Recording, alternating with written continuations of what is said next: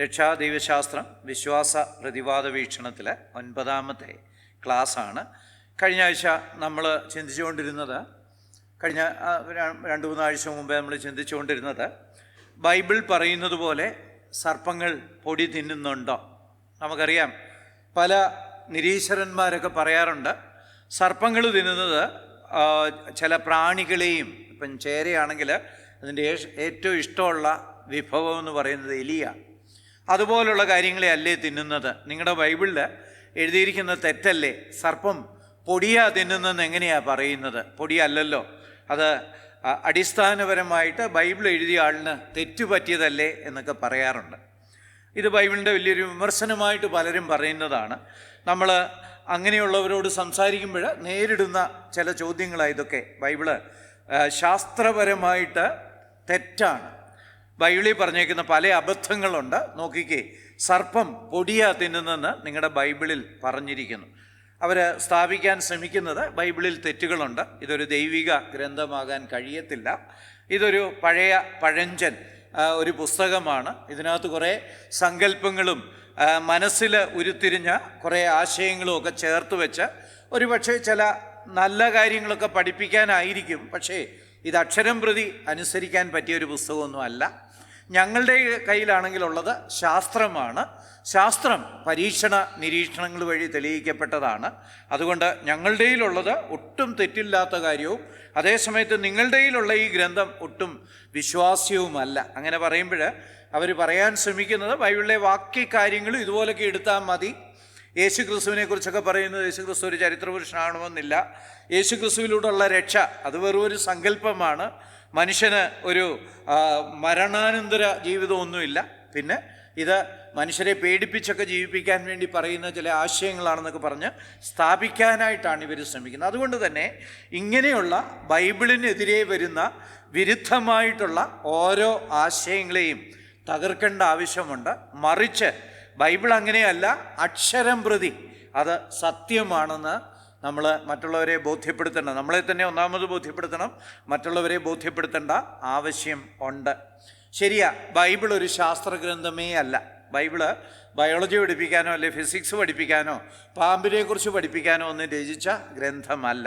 എന്നാൽ ബൈബിൾ എഴുതിയിരിക്കുന്നത് ഈ ഭൂമിയുടെ സാഹചര്യത്തിലാണ്. കോണ്ടെക്സ്റ്റ് എന്ന് വേണമെങ്കിൽ പറയാം. Bible is written in the context of the earth. അതുകൊണ്ട് തന്നെ അവിടെ ശാസ്ത്രീയമായിട്ടുള്ള കാര്യങ്ങളും ബൈബിളിൽ ചേർന്ന് വരുന്നുണ്ട്. അപ്പം ഒരു ദിവ്യമായ ഗ്രന്ഥമാണെങ്കിൽ, ദൈവിക ഗ്രന്ഥമാണെങ്കിൽ, ഇതിലെന്ത് കാരണത്താലായാലും ഒരു കാര്യം വന്നാൽ, അത് സയൻസ് ആകട്ടെ, ചരിത്രമാകട്ടെ, കണക്കാകട്ടെ, അല്ലെങ്കിൽ ശാസ്ത്രമാകട്ടെ, എന്തു വന്നാലും ശരിയായേ പറ്റത്തുള്ളൂ. കാരണം ദൈവം സർവജ്ഞാനി. അപ്പം ബൈബിളിൽ ഒരു തെറ്റുണ്ടെന്ന് തെളിയിക്കപ്പെട്ടാൽ ഇത് ദൈവത്തിൻ്റെ പുസ്തകമല്ല എന്ന് നമ്മൾ സമ്മതിക്കേണ്ടി വരും. അല്ലെങ്കിൽ ദൈവത്തിന് ഈ പറയുന്ന ഗുണങ്ങളൊന്നുമില്ല, ദൈവത്തിന് തെറ്റുപറ്റാം എന്ന് പറയേണ്ടി വരും. പക്ഷേ നമ്മൾ ബൈബിള് ആദ്യോടന്തം പഠിച്ചാൽ അങ്ങനെയല്ല. അക്ഷരം പ്രതി ശരിയായിട്ടുള്ളൊരു ഗ്രന്ഥമാണ്. നമുക്കൊക്കെ വളരെ അഭിമാനവും ബഹുമാനവും തോന്നത്തക്ക വിധത്തിൽ. മാത്രമല്ല ഇത് ശരിക്കും പഠിച്ച് ധ്യാനിച്ച് അനുസരിക്കത്തക്ക വിധത്തിൽ വിശ്വാസ്യതയുള്ള ഒരു ഗ്രന്ഥമാണ് എന്ന് കാണാനായിട്ട് സാധിക്കും. ആ അർത്ഥത്തിലാണ് നമ്മൾ ഈ പാമ്പുകൾ പൊടി തിന്നുന്നുണ്ടോ എന്നുള്ള വിഷയത്തിലേക്ക് വന്നത്. പാമ്പുകൾക്ക് മണം പിടിക്കാനുള്ള കഴിവില്ല. അതിന് നമുക്കുള്ളതുപോലെ ഈ മൂക്കിൽ നമുക്ക് ഓൾഫാക്ഷൻ അല്ലെങ്കിൽ സ്മെല്ല് കിട്ടാനുള്ള ഒരു സംവിധാനമുണ്ട്. കോവിഡൊക്കെ വന്നപ്പോൾ നമ്മുടെ എല്ലാം പ്രശ്നം സ്മെല്ലില്ല എന്നുള്ളതായിരുന്നു അല്ലേ? കോവിഡ് വന്നപ്പോൾ സ്മെല്ലില്ലായിരുന്നു. എന്താ കാരണം? സ്മെല്ലില്ലാതെ വന്നതിൻ്റെ കാരണം എന്നാ? ഇൻഫെക്ഷൻ വന്ന് കഫമൊക്കെ നിറഞ്ഞ് നമ്മുടെ ഈ മണത്തറിയാനുള്ള ആ അവയവം കേടായിപ്പോയതാണ്. നമ്മളൊക്കെ സാധാരണ പറയും പനി വന്നു, ആഹാരത്തിന് രുചിയില്ല. പറയാറില്ലേ? പനി വന്നു ആഹാരത്തിന് രുചിയില്ല. എന്നാ പനി വരുമ്പോൾ ആഹാരത്തിന് രുചിയില്ലാത്ത? എന്നെപ്പോലുള്ളവർക്ക് അതിനെ അങ്ങനെ രുചിയൊന്നും കുറയത്തില്ല. പനി വരുമ്പോൾ ശരിക്കടിക്കും. എന്നാലും പനി വരുമ്പോൾ രുചി കുറഞ്ഞു. അല്ലെ കോവിഡിന് പലർക്കും രുചി തോന്നുന്നില്ലായിരുന്നല്ലേ? എന്താ കാരണം? രുചിയും മണവും തമ്മിൽ വലിയ ബന്ധമാണ്. ഇപ്പം നമ്മൾ നല്ല മസാലയൊക്കെ ചേർത്ത കറി കൂട്ടി കഴിക്കുമ്പോൾ ഈ മസാലയുടെ ഗന്ധം കൂടാണ് നമുക്ക് രുചി തരുന്നത്. അതുകൊണ്ടാണ് മൂക്കടയ്ക്കുമ്പോഴൊക്കെ നമുക്ക് ആ രുചിയും തോന്നാത്തത്. ശരിക്കും ഈ രുചിയുടെ ഈ ഓൾഫാക്ടറി ഓർഗൻ, മണത്തിന് കാരണമായിട്ടുള്ള അവയെ മാറ്റിക്കളഞ്ഞാൽ പിന്നെ ജീവിതകാലത്ത് ഒരിക്കലും രുചി കിട്ടത്തില്ല. ആകെപ്പാടെ എരി ഉപ്പും മാത്രം കിട്ടും, വേറൊന്നും കിട്ടത്തില്ല. അപ്പം അങ്ങനെ ഒരു ഓർഗൻ നമുക്ക് എല്ലാവർക്കും ഉണ്ട്. പക്ഷേ പാമ്പ് ചേട്ടന് ഈ സാധനം കിട്ടിയിട്ടില്ല, ദൈവം ഉണ്ടാക്കിയിട്ടില്ല. അതിന് പകരം ദൈവം വെച്ചേക്കുന്ന ഒരു സംവിധാനമാണ്, അതിന് ഒരു പ്രത്യേക സംവിധാനം വെച്ചിട്ടുണ്ട്. ഇരകളും ശത്രുക്കളും ചുറ്റുമുള്ള വസ്തുക്കളിലേക്ക് പുറത്തുവിടുന്ന രാസവസ്തുക്കൾ കണ്ടെത്തുന്നതിലൂടെയാണ് അവ തങ്ങളുടെ ശത്രുവിൻ്റെ സാന്നിധ്യം കണ്ടെത്തുന്നതിൽ മനസ്സിലാക്കുന്നത്. എനിക്ക് കഴിക്കാനുള്ള എലി ഈ ഏരിയയിൽ വല്ലതും വന്നിട്ടുണ്ടോ എന്ന് ചേര മനസ്സിലാക്കുന്നത് എലികൾ പുറപ്പെടുവിക്കുന്ന ചില രാസവസ്തുക്കളെ തിരിച്ചറിഞ്ഞ് ഈ മേഖലയിൽ എവിടെയോ എലി വന്നിട്ടുണ്ട്. പണ്ടൊക്കെ ഞങ്ങളുടെ ജെറി പണ്ടത്തെ, ഇപ്പോഴത്തെ നമ്മുടെ ഭവനയോഗത്തിനല്ല, പണ്ടത്തെ ഭവനയോഗത്തിന് വരുമ്പം കയറുമ്പം തന്നെ പറയുമായിരുന്നു ഇന്ന് ചിക്കനുണ്ട്, അല്ലെ ഇന്ന് ബിരിയാണിയാണ്. എങ്ങനെയാ സ്മെല്ലി കൂടാ. ഈ പാമ്പുകളും അങ്ങനെ തന്നെയാണ്. അതിൻ്റെ ചുറ്റുമുള്ള അതിൻ്റെ ഇരകൾ പുറപ്പെടുവിക്കുന്ന രാസവസ്തുക്കൾ മണത്താണ് ഈ ഇരകൾ അല്ലെങ്കിൽ അതിൻ്റെ ശത്രുക്കൾ, അതിനെ കൊല്ലാൻ സാധ്യതയുള്ള ജീവികളൊക്കെ ഉണ്ടോ എന്ന് കണ്ടുപിടിക്കുന്നത്.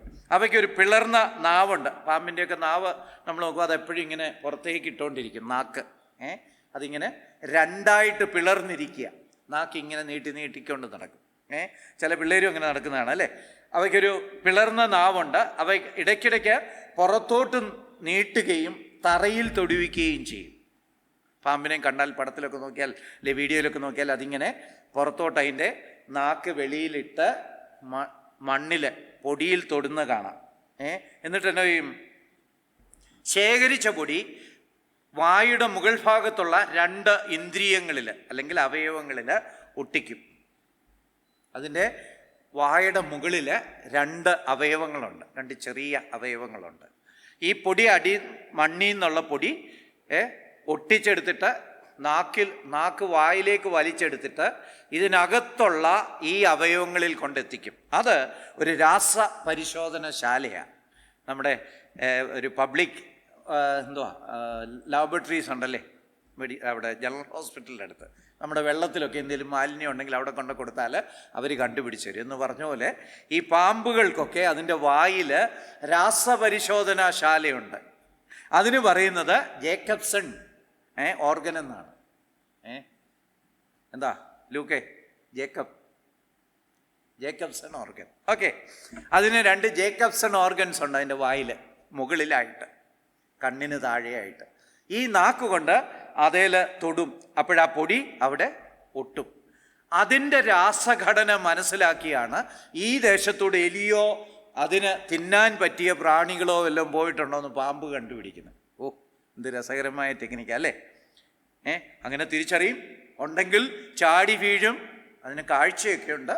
അപ്പോൾ അത് ശരിക്കും ചുറ്റുമൊക്കെ പരിധി നോക്കി ദേ പോകുന്ന എലി ചാടി വിഴുങ്ങും. അതാണ് പാമ്പ് ചെയ്യുന്നത്. എന്നിട്ട് ഈ പൊടി എന്തോ ചെയ്യും? ഈ പൊടി അങ്ങ് വിഴുങ്ങുകയും ചെയ്യും. അവസാനം ഈ പൊടി തിന്നുക. അതെ, സർപ്പങ്ങൾ അക്ഷരാർത്ഥത്തിൽ തന്നെ പൊടി തിന്നുക. ഈ ജേക്കബ്സൺ ഓർഗനൊക്കെ കണ്ടുപിടിച്ചിട്ട് 100-300 വർഷമേ ആയിട്ടുള്ളൂ. 100-300 വർഷം മുമ്പാണ് ജേക്കബ്സൺ ഓർഗൻ കണ്ടുപിടിച്ചത്. പക്ഷേ തിരുവചനം എഴുതിയപ്പോൾ അന്നേ അവർക്ക് ശരിക്കും പരിശുദ്ധാത്മാവ് പറഞ്ഞു കൊടുത്തതുകൊണ്ട് ഒരക്ഷരം പോലും തെറ്റാതെ കൃത്യമായിട്ട് പാമ്പുകൾ പൊടി തിന്നുന്നവയാണ് എന്ന് രേഖപ്പെടുത്താനായിട്ട് ഇടയായി. എന്ന് പറഞ്ഞാൽ ബൈബിളിലെ ഒരു ചെറിയ ഡീറ്റെയിൽ പോലും തെറ്റാൻ ഒരു സാധ്യതയുമില്ല. അതുകൊണ്ട് ഒരു പ്രാക്ടിക്കൽ ആപ്ലിക്കേഷൻ ഉണ്ട്. എന്താ? ഈ വചനത്തോടെ നമുക്കൊരു ആവേശം വേണമെന്നേ.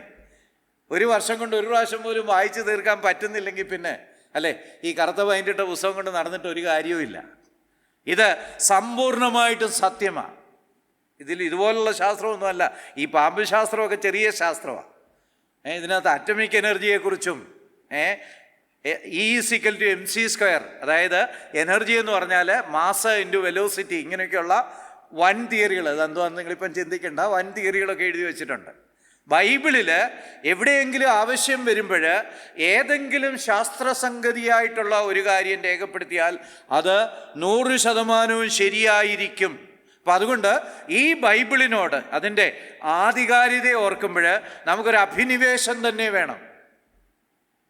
രാവിലെ മനോരമയും അല്ലെങ്കിൽ അതുപോലുള്ള പ്രസിദ്ധീകരണങ്ങളും വായിക്കുന്നതിലൊക്കെ വളരെ ഉയർന്ന ഒരഭിനിവേശം, എനിക്കിത് വായിച്ച് മനസ്സിലാക്കണം, ഇതെനിക്ക് അനുസരിക്കണം, ഇതനുസരിച്ച് ജീവിക്കണം എന്നൊരു അഭിനിവേശം ഉണ്ടാകണം. രണ്ടാമതായിട്ട് ഇത് ഡിഫെൻഡ് ചെയ്യാൻ നമ്മുടെ ജീവിതം മുഴുവൻ ഒഴിഞ്ഞു വെക്കുന്നത് ഏറ്റവും നല്ലൊരു കാര്യമാണ്. കാരണം അത്രയ്ക്ക് ശ്രേഷ്ഠമായ ഒരു വചനമാണ് ഇത്.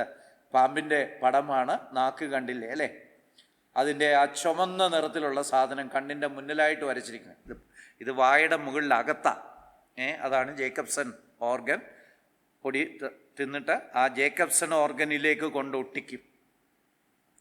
കണ്ടോ, അതിൻ്റെ റൂഫിൽ 2 ചെറിയ വട്ടങ്ങൾ, അതാണ് ജേക്കബ്സൺ ഓർഗൻസ്. അതിലേക്ക് ഒട്ടിക്കും.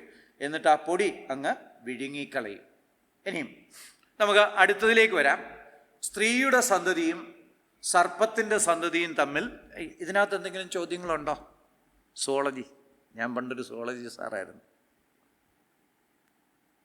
സാറേ, ഈ പാമ്പിനെ കറി വെക്കാൻ കൊള്ളാമോ? ഓക്കെ. സ്ത്രീയുടെ സന്തതിയും സർപ്പത്തിൻ്റെ സന്തതിയും തമ്മിൽ നമ്മളവിടെ കാണുന്നുണ്ട്.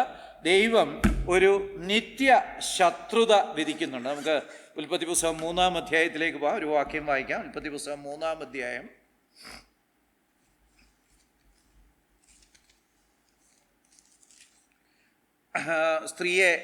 ദൈവം സ്ത്രീയോട് പറയുന്നതാണ് 15-ാം വാക്യം. മൈക്കുണ്ടെങ്കിൽ വായിക്കും. ഓക്കെ. ഞാൻ നിനക്കും സ്ത്രീക്കും നിന്റെ സന്തതിക്കും അവളുടെ സന്തതിക്കും തമ്മിൽ ശത്രുത്വം ഉണ്ടാക്കും. അവൻ നിന്റെ തല തകർക്കും, നീ അവൻ്റെ കുതികാൽ തകർക്കും. മതി. സ്ത്രീയുടെ സന്തതിയും സർപ്പത്തിൻ്റെ സന്തതിയും തമ്മിൽ ദൈവം ഒരു ശത്രുത ഉണ്ടാക്കിയിട്ടുണ്ട്. ഇങ്ങനെയൊരു ശത്രുതയുണ്ടോ? സ്ത്രീയും അവളുടെ സന്തതിയും സർപ്പവും അവയുടെ സന്തതിയും തമ്മിലുള്ള ശത്രുതയെയും പരസ്പര ദ്രോഹത്തെയും കുറിച്ച് ഉൽപ്പത്തി അല്ലെ പരസ്പരം അവ ഹാം ചെയ്യുന്ന അതിനെക്കുറിച്ച് 3:15 നമ്മൾ വായിക്കുന്നു. ഇങ്ങനെയുണ്ടോ? സ്ത്രീയുടെ സന്തതി സർപ്പത്തിൻ്റെ തല തകർക്കുമെന്ന വാഗ്ദത്തം പ്രോട്ടോ സുവിശേഷീകരണം അല്ലെങ്കിൽ പ്രോട്ടോ സുവിശേഷമാണ്, അല്ലെ 1-ാം സുവിശേഷമാണ്. അത് നമ്മൾ അടുത്ത ഇതിലേക്ക് വരുമ്പോൾ അത് നമ്മളത് ചർച്ച ചെയ്യുന്നതാണ്. ദൈവം ആദ്യമായിട്ട് സുവിശേഷം പറയുന്നത് ഇതാ: ഈ സ്ത്രീയുടെ സന്തതി സർപ്പത്തിൻ്റെ തല തകർക്കും.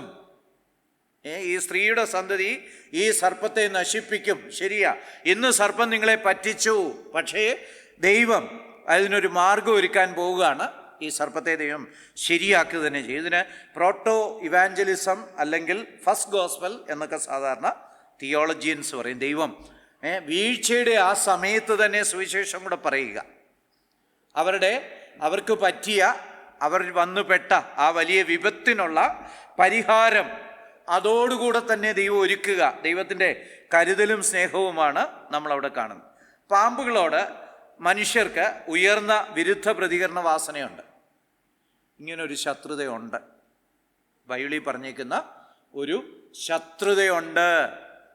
പാമ്പുകളോട് അങ്ങനെ ഒരു ശത്രുത ശാസ്ത്രീയമായിട്ട് തന്നെയുണ്ട്. മുതിർന്നവരും കുഞ്ഞുങ്ങളും പാമ്പ് പോലുള്ള രൂപങ്ങൾ വേഗത്തിൽ തിരിച്ചറിയുന്നു.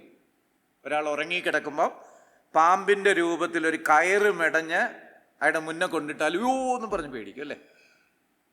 പാമ്പിൻ്റെ ഷെയ്പ്പിനോട് എന്തോ ഒരു സൈക്കോളജിക്കലായിട്ട് മനഃശാസ്ത്രപരമായിട്ടുള്ള ഒരു പേടിയുണ്ട്.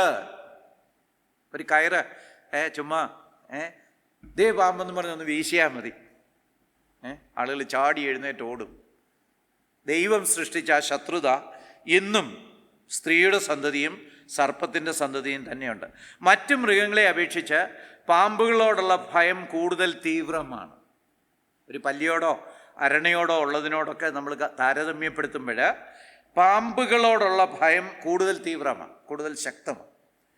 ഈ ഭയം വളരെ എളുപ്പത്തിൽ പഠിപ്പിച്ചെടുക്കാം. പിള്ളേരെയൊക്കെ പാമ്പ് കുഴപ്പക്കാരനാണെന്ന് പഠിപ്പിക്കണേ വളരെ എളുപ്പമാണ്. ഇതിലേലും ഒരു പാമ്പ് അകലെ കൂടെ പോകുന്ന കണ്ടു ദേ പാമ്പ് പോകുന്നു, കടിച്ചാൽ ചത്തുപോവും എന്നൊന്നൊക്കെ പറഞ്ഞാൽ പിള്ളേർ പെട്ടെന്ന് ആ ഭയം പഠിക്കും.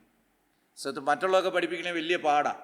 തീയോടുള്ള ഭയമൊക്കെ പഠിപ്പിക്കണമെങ്കിൽ കൈയൊക്കെ ഒന്ന് വെന്ത് അങ്ങനെയൊക്കെ പഠിക്കത്തുള്ളൂ. പാമ്പിന് അതിൻ്റെ ഒന്നും ആവശ്യമില്ല, വെറുതെ പറഞ്ഞാൽ മതി, പെട്ടെന്ന് പഠിക്കും. പാമ്പിനെയുള്ള ഭയം കുഞ്ഞുങ്ങളുടെ ഉള്ളിലൊക്കെ ഉണ്ടാക്കിയെടുക്കാൻ വളരെ എളുപ്പം ആ ഭയം വർദ്ധിപ്പിച്ചെടുക്കാൻ സാധിക്കും. പിന്നെ ഇത് ന്യായമായതിലും കൂടിയതാണ്. പാമ്പിനെയുള്ള പേടി ന്യായമായതിലും കൂടിയതാണ്. അതിനുണ്ടാക്കാൻ കഴിയുന്ന ആ കുഴപ്പത്തിനേക്കാളും ഒക്കെ അപ്പുറമായിട്ട് പലപ്പോഴും പാമ്പ് കടിച്ച് ചാകുന്നതൊക്കെ നമ്മൾ കാണാത്തപ്പോഴാണ് അല്ലേ. ഇപ്പം നമ്മൾ ഒരു വീട്ടിലെ 2 കുഞ്ഞുങ്ങൾ പാമ്പ് കടിയേറ്റ് അതിലൊരാൾ മരിച്ചല്ലേ, എവിടെയാ? തൃശ്ശൂർ. അത് അവർ കിടന്ന തലേണയിൽ തന്നെ പാമ്പ് വന്ന് സൗകര്യമായിട്ട് പാമ്പ് കടിച്ച്, അല്ലാതെ ഒരു പാമ്പ് ആക്രമിച്ച് കടിച്ചു കൊല്ലാനുള്ള സാധ്യതയൊക്കെ വളരെ കുറവാണ്.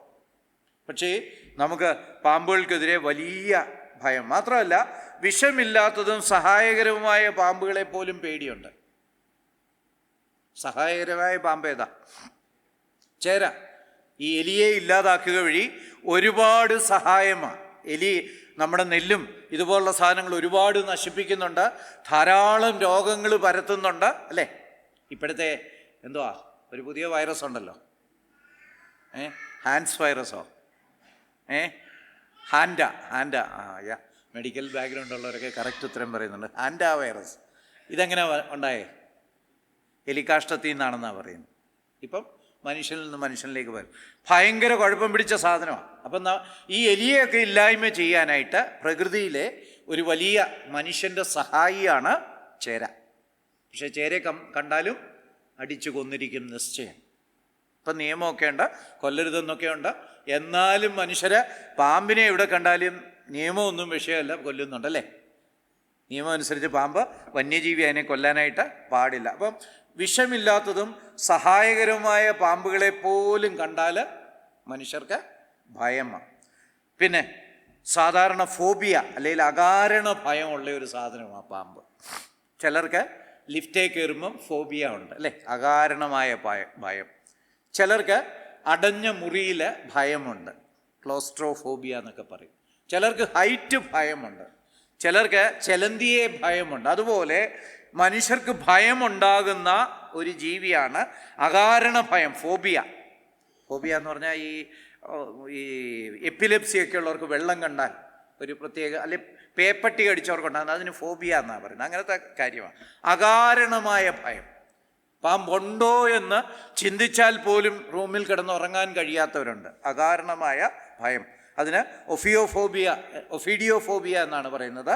പാമ്പിനെയും പലർക്കും ഫോബിയ ഉണ്ട്, ഭയമുണ്ട്. അപ്പം എന്തോ ഒരു ഭയം ദൈവം ഉള്ളിലാക്കി വെച്ചിട്ടുണ്ട് മനുഷ്യനും പാമ്പിനും ഇടയ്ക്ക്. അതെ, മനുഷ്യർക്ക് പാമ്പുകളോട് സഹജമായ ഒരു ഭയമുണ്ട്. ജന്മാർജിതമായിട്ടുള്ള, ജനിച്ചപ്പം തന്നെയുള്ള ഒരു ഇൻസ്റ്റിങ്ച്വൽ ഫിയർ ഉണ്ട്. അപ്പം ബൈബിളിൽ പറഞ്ഞേക്കുന്നത് ശരിയാണ്. പാമ്പിനും മനുഷ്യനും തമ്മിൽ ഒരു ശത്രുത ഉണ്ട്. Okay, any question? ഇന്ന് കുറേ കൂടെ സിമ്പിളാണ്, അതുകൊണ്ട് ആളുകൾക്ക് വലിയ ചോദ്യങ്ങളൊന്നുമില്ല.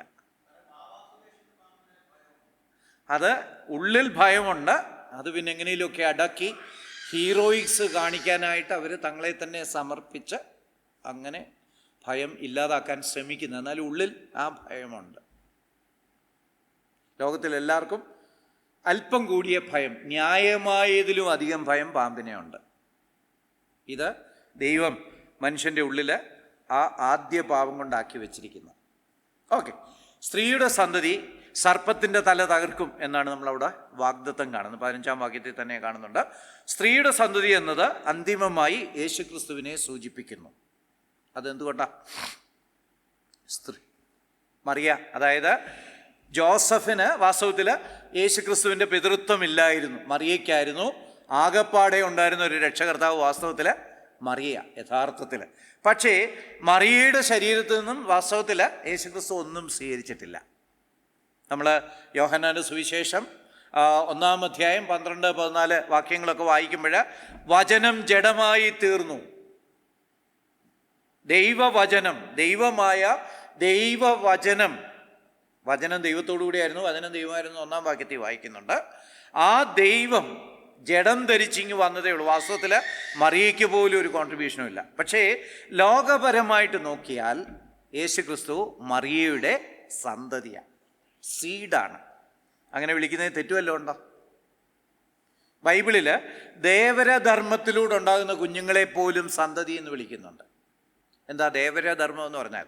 പണ്ട് കാലത്തൊക്കെ ഒരു വീട്ടിൽ കുറേ സഹോദരന്മാരുണ്ട്. ആദ്യത്തെ ആൾ വിവാഹം ചെയ്ത് മക്കളില്ലാതെ മരിച്ചു. അപ്പം രണ്ടാമത്തെ ആൾ ആ ചേട്ടൻ്റെ ഭാര്യയെ വിവാഹം ചെയ്യണമായിരുന്നു. അതിന് ദേവരധർമ്മം എന്നാണ് പറയുന്നത്.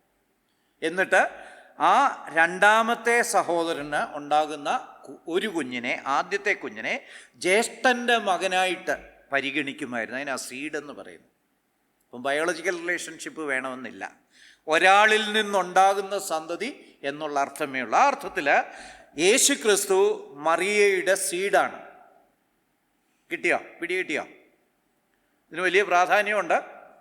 മറ്റു പല സമുദായങ്ങളുടെയും ഡോക്ടറിനിൽ മറിയയുടെ ശരീരത്തു നിന്നാണ് യേശു ക്രിസ്തുവിനെ ഉണ്ടാക്കിയെന്ന് പറയുന്നുണ്ട്. അതിനാധാരമായിട്ടുള്ളൊരു വാക്യമായി സീഡെന്ന് പറഞ്ഞാൽ കഴിഞ്ഞ തലമുറയിൽ നിന്നുമായിട്ട് ബന്ധം ഉണ്ടാകേണ്ടേ. ബൈബിൾ അനുസരിച്ച് ബന്ധം ഉണ്ടാകണമെന്ന് ഒരു നിർബന്ധവുമില്ല.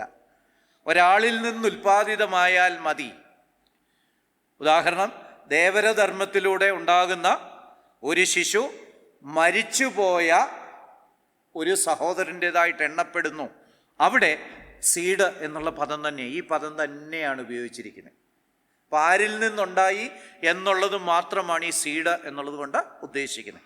അപ്പോൾ യേശു ക്രിസ്തു ഉണ്ടായത് മറിയയിലൂടെയാണ്. ലോകപരമായിട്ട് യേശു ക്രിസ്തു മറിയയുടെ സീഡാണ്, സന്തതിയാണ്. അതാണ് ഈ വാക്യത്തിൽ പറയുന്നത്. സ്ത്രീയുടെ സന്തതി സർപ്പത്തിൻ്റെ തലയെ തകർക്കും. അത് നോക്കിയാൽ അത് സിംഗുലറാണ്. സ്ത്രീയുടെ സന്തതി, ഒരു സന്തതിയെക്കുറിച്ചാണ് പറയുന്നത്. പിന്നെ സർപ്പവും ഏകവചനമാണ് ഉപയോഗിക്കുന്നത്. എന്ന് പറഞ്ഞാൽ അവിടെ യേശു ക്രിസ്തു പിശാചിൻ്റെ തല തകർക്കും എന്നുള്ള കാര്യം തന്നെയാണ് അവിടെ പറയുന്നത്. യേശു ക്രിസ്തു പിശാചിൻ്റെ തല തകർക്കും. ശരിയാ. ഇതിൻ്റെ അടിസ്ഥാനത്തിൽ മനുഷ്യരും പാമ്പുമായിട്ട് നിലനിൽക്കുന്ന ഒരു വൈരമുണ്ട്. നമ്മുടെ കുതികാല് അവർ കടിക്കുന്നുണ്ട്, അതിൻ്റെ തല നമ്മൾ തകർക്കുന്നുണ്ട്. അതൊരു ഭാഗിക നിവൃത്തിയാണ്. ഈ വാഗ്ദാനത്തിൻ്റെ ആത്യന്തിക നിവൃത്തി യേശുക്രിസ്തുവിലാണ്. യേശുക്രിസ്തു പിശാചിൻ്റെ തല തകർക്കും, സാത്താൻ്റെ തല തകർക്കും എന്നാണ് ഈ വാഗ്ദത്തം. അപ്പം സ്ത്രീയുടെ സന്തതി എന്ന് പറയുന്നത് യേശുക്രിസ്തുവിനെ കാണിക്കുന്നു. സന്തതി ഏകവചനത്തിലാണ് ഉപയോഗിക്കുന്നത്. അത് യേശുക്രിസ്തുവിനെയാണ് സൂചിപ്പിക്കുന്നത്. അതുപോലെ സർപ്പം എന്ന് പറഞ്ഞേക്കുന്നത് പിശാചിനെയാണ് സൂചിപ്പിക്കുന്നത്. പക്ഷേ ഈ ശത്രുത പിന്നീട് മനുഷ്യനും പാമ്പുകളും സർപ്പങ്ങളും തമ്മിൽ തുടരുന്നതായിട്ട് നമ്മൾ കാണുന്നുണ്ട്. ഇനിയും സന്തതി എന്ന് പറയുന്നത് യേശുക്രിസ്തുവിനെയാണ് കാണിക്കുന്നത്. ഉൽപ്പത്തി ഒരു ഡൗട്ട് ഞാൻ ആ വാക്യത്തിൽ നിന്ന് തന്നെ ചോദിക്കുകയാണ്. ഇപ്പം അങ്ങൾ പറഞ്ഞതനുസരിച്ച് പാമ്പിനോട്, ഞാൻ നിനക്കും സ്ത്രീക്കും നിന്റെ സന്തതിക്കും അവളുടെ സന്തതിക്കും തമ്മിൽ ശത്രുത്വം ഉണ്ടാക്കും, അവൻ നിന്റെ തല തകർക്കും, നീ അവൻ്റെ കുതികാൽ തകർക്കും എന്നാ പറയുന്നത്. അവനെന്നുള്ള വാക്കാ ഉപയോഗിക്കുന്നത്. പക്ഷെ അതിൻ്റെ മുകളിൽ എഴുതിയിരിക്കുന്ന തൊട്ട് മുകളിലത്തെ ആ ഒരു ക്ലോസും, ഞാൻ നിനക്കും സ്ത്രീക്കും നിന്റെ സന്തതിക്കും അവളുടെ സന്തതിക്കും എന്ന് പറയുമ്പോൾ ഉണ്ട്. ആ പാമ്പിന്റെ തന്നെ സന്തതിയെയാണ് ഉദ്ദേശിക്കുന്നത്. ആ പാമ്പിന്റെ സന്തതി എന്ന് പറയുന്നത് ഇപ്പോൾ ആംഗിൾ ഇച്ചിരി മുമ്പ് പറഞ്ഞതുപോലെ നമുക്ക് ശത്രുത ഉണ്ടായിരിക്കുന്നത് ആ ഒരു ആനിമലിന്റെ സന്തതിയിലായിരിക്കും ശത്രുത ഉണ്ടാവേണ്ടത്. അത് ആ പാമ്പും സാത്താനും ഒന്നാണെന്നുള്ളൊരു സൂചന അതിൽ വരുന്നു. നമ്മൾ താഴത്തേക്ക് വരുന്നുണ്ട്. പിന്നീട് പുതിയ നിയമത്തിലൊക്കെ അനേക വാക്യങ്ങളുണ്ട് സാത്താൻ്റെ തല തകർക്കുന്നതിനെ കുറിച്ചുള്ള വാക്യങ്ങളുണ്ട്. അപ്പം പരിശുദ്ധാത്മാവ് പിന്നീട് അത് കൂടുതൽ ക്ലാരിഫൈ ചെയ്യുകയാണ്. യെസ്, പാമ്പെന്ന് പറഞ്ഞേക്കുന്നത് പിശാചിനെ കുറിച്ചാണ്. പക്ഷേ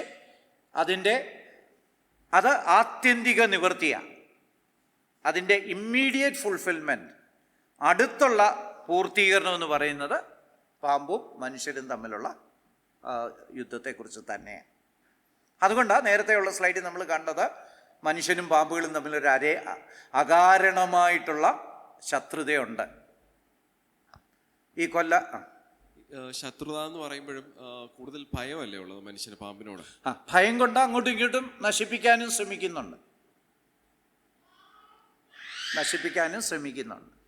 മനുഷ്യനെ വിഷം കുത്തിവെച്ച് തന്നെയാണ്. പാമ്പിന് 2 തരം ബൈറ്റ്സ് ഉണ്ട്. പക്ഷെ മനുഷ്യനെ കടിക്കുമ്പോൾ മിക്കപ്പോഴും അത് വെനം ഇഞ്ചക്ട് ചെയ്തുള്ള ബൈറ്റാണ്, കൊല്ലാനായിട്ട് തന്നെയാണ് കടിക്കുന്നത്.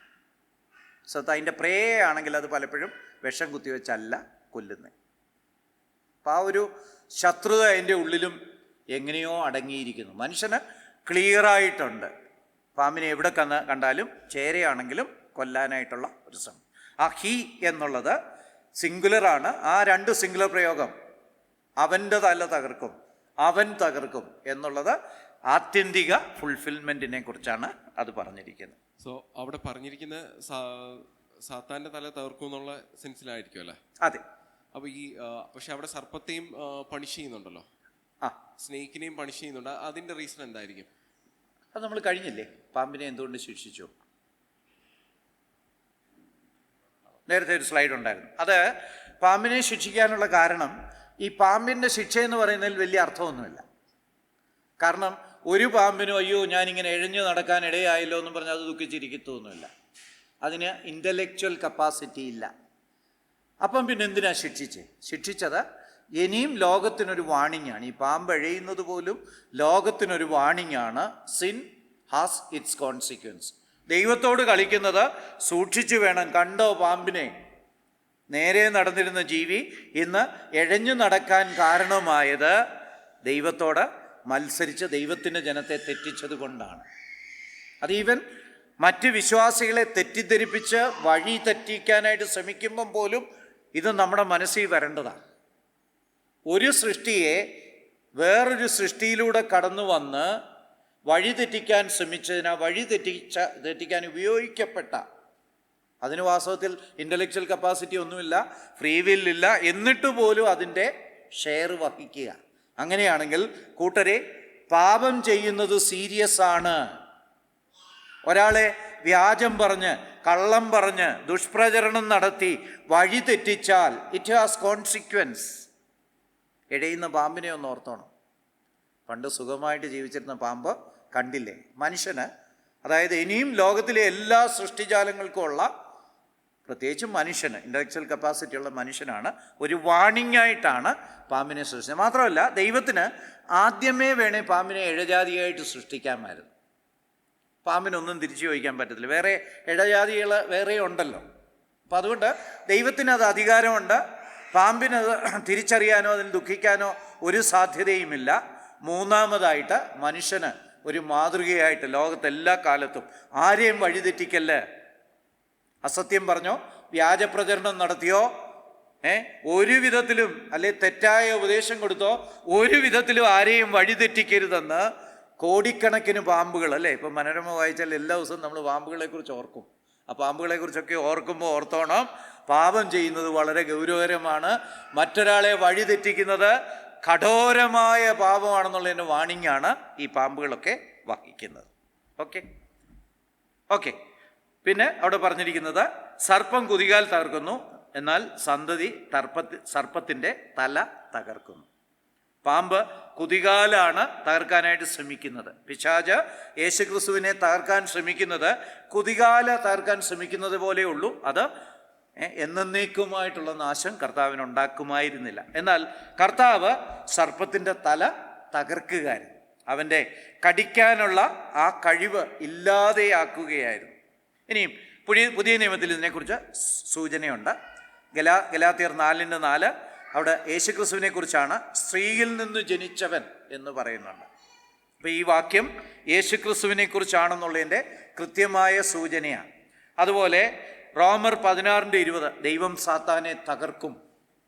അപ്പോൾ ആ ഹീ എന്ന് പറഞ്ഞത് സാത്താനെ തന്നെയാണെന്ന് സർവശക്തനായ പരിശുദ്ധാത്മാവ് വേറൊരു സ്ഥലത്ത് നമ്മളെ ബോധിപ്പിക്കുകയാണ്. അതായത് 3:15 അവൻ്റെ തല തകർക്കും എന്ന് പറഞ്ഞേക്കുന്ന ആ അവനെന്ന് പറയുന്നത് യേശുക്രിസ്തുവാണ്, അവൻ്റെ എന്ന് പറഞ്ഞേക്കുന്നത് സാത്താനാണ് എന്ന് കൃത്യം. പക്ഷേ നമ്മൾ നേരത്തെ പറഞ്ഞതുപോലെ ഈ പ്രയോഗത്തിന് അതിൻ്റെ താൽക്കാലികമായ നിവൃത്തിയുണ്ട്.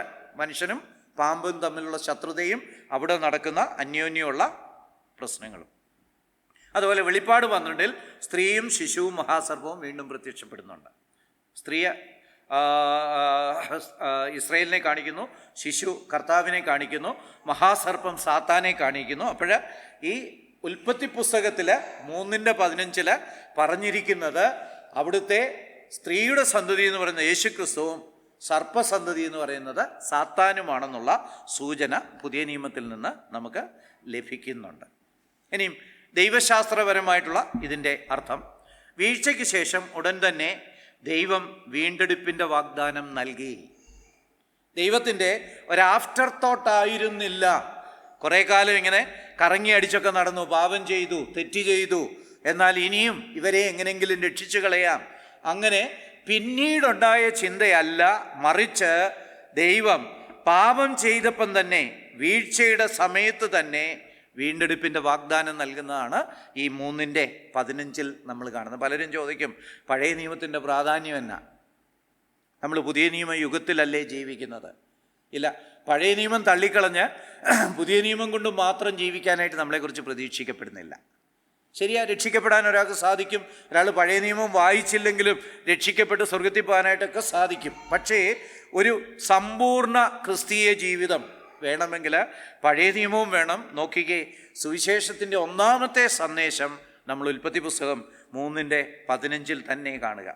ദൈവരാജ്യത്തിൻ്റെയും സാത്താൻ്റെയും സംഘർഷം അവിടെ ആരംഭിക്കുക. തുടർച്ചയായിട്ടുള്ള യേശുക്രിസ്തു തല തകർക്കുന്നത് വരെയുള്ള കാലഘട്ടത്തിൽ പാമ്പും മനുഷ്യസന്തതികളുമായിട്ടുള്ള വഴക്ക് അതിങ്ങനെ തുടരുക. അതും ഈ ആദ്യഭാവത്തിൻ്റെ അല്ലെങ്കിൽ സാത്താനും മനുഷ്യനും തമ്മിലുള്ള ശത്രുതയുടെ ഒരു സൈൻ തന്നെയാണ്, മനുഷ്യനും പാമ്പുമായിട്ടുള്ള വഴക്ക്. അതിനുശേഷം ക്രൂശിൽ യേശുക്രിസ്തു പാമ്പിൻ്റെ തലയെ തകർക്കുന്നു. അപ്പം മനുഷ്യൻ അല്ലെങ്കിൽ മനുഷ്യപുത്രനും സ്ത്രീയുടെ സന്തതിയും സാത്താനും തമ്മിലുള്ള വലിയ ഒരു യുദ്ധം, അതിൻ്റെ ക്ലൈമാക്സ് നമ്മൾ ക്രൂശിൻ്റെ മുകളിൽ കാണുക. ആ യുദ്ധം പിന്നെയും തുടർന്നുകൊണ്ടിരിക്കുക. അവസാനം നമ്മൾ വെളിപ്പാട് ദിവസം അവസാന അധ്യായങ്ങളിൽ പിശാചിനെ ആ നിത്യാഗ്നിയിലേക്ക് ഇടുന്നത് വരെ ഈ യുദ്ധം തുടർന്നുകൊണ്ടിരിക്കുക. അപ്പം നമ്മൾ പലപ്പോഴും പറയൂ, പിശാചെന്നൊന്നൊന്നുമില്ല, അതൊക്കെ പണ്ടായിരുന്നു, എൻ്റെ കൊച്ചിലേ ആയിരുന്നു പിശാചൊക്കെ ഉള്ളു, ഇപ്പോഴതൊന്നും ഇല്ല എന്നൊക്കെ പറയല്ലേ. പിശാചുണ്ടോ? തീർച്ചയായിട്ടും ഉണ്ട്. ഇന്ന് പക്ഷേ പുള്ളി കുറേ കൂടെ മാന്യമായ രീതിയിലാണ് മനുഷ്യരെ വഴിതെറ്റിക്കുന്നത്. പണ്ടൊക്കെ ബാധിച്ചൊക്കെ വഴിതെറ്റിക്കാനായിട്ട് ശ്രമിക്കും. നമ്മൾ പുതിയ നിയമത്തിൽ വായിക്കും, യേശു ക്രിസ്തുവിൻ്റെ കാലത്ത് എത്ര ഭൂതബാധിതരായിരുന്നു അല്ലേ? ഇപ്പം എന്നാ ഭൂതബാധയില്ലല്ലോ. അപ്പം ഭൂതങ്ങളൊക്കെ മാനസാന്തരപ്പെട്ട് കാണുമോ? നമ്മളും ബ്രദറുകാർ പൊതുവേ ഇന്ന് ഭൂതബാധ ഇല്ലെന്നൊക്കെ പറയുന്നുണ്ട്. അങ്ങനെ ഇല്ലാതിരിക്കണമെന്നൊന്നും നിർബന്ധമില്ല. ദർ ക്യാൻ ബി പൊസഷൻ, ഭൂതബാധ ഉണ്ടാകാം. പക്ഷെ ഇന്ന് കുറവാണ് കാണുന്നത്. എന്തുകൊണ്ടാണ് കുറവ് കാണുന്നത്? കുറേ ഭൂതങ്ങളെങ്കിലും മാനസാന്തരപ്പെട്ട് കാണും. സൈസോരാ മാനസാന്തരപ്പെടാൻ പറ്റിയല്ല അല്ലേ? അറിഞ്ഞുകൊണ്ട് പാപം ചെയ്തതാ. പിന്നെന്താ? എന്തുകൊണ്ടായിരിക്കും? കർത്താവിൻ്റെ കാലത്ത് എത്ര ഭൂതബാധിതരെയാണ് കർത്താവ് സൗഖ്യമാക്കി അല്ലേ?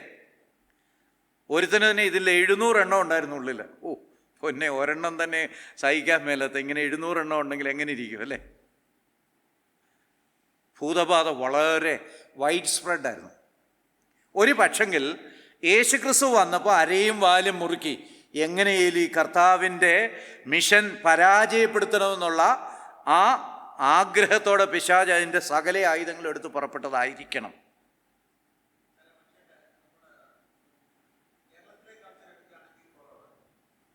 മൈക്ക് യെസ് യാ.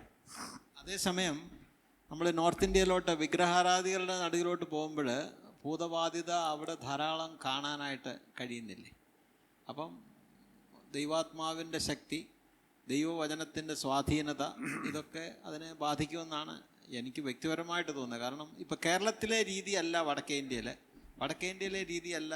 ദൈവത്തെക്കുറിച്ച് യാതൊരു അറിവുമില്ലാത്ത മേഖലകളിൽ ഭൂതബാധിത നമ്മളുമായിട്ട് താരതമ്യപ്പെടുത്തുമ്പോൾ കൂടുതലാവുക. അതെ, എന്താ കാരണം? ഹെർമൻ സാറേ ഒരുത്തരം നോക്കുന്നു. വടക്കേ ഇന്ത്യയിലൊക്കെ ഇന്നും കൂടുതൽ ഭൂതബാധയുണ്ട്, കേരളത്തിൽ കുറവാണ്.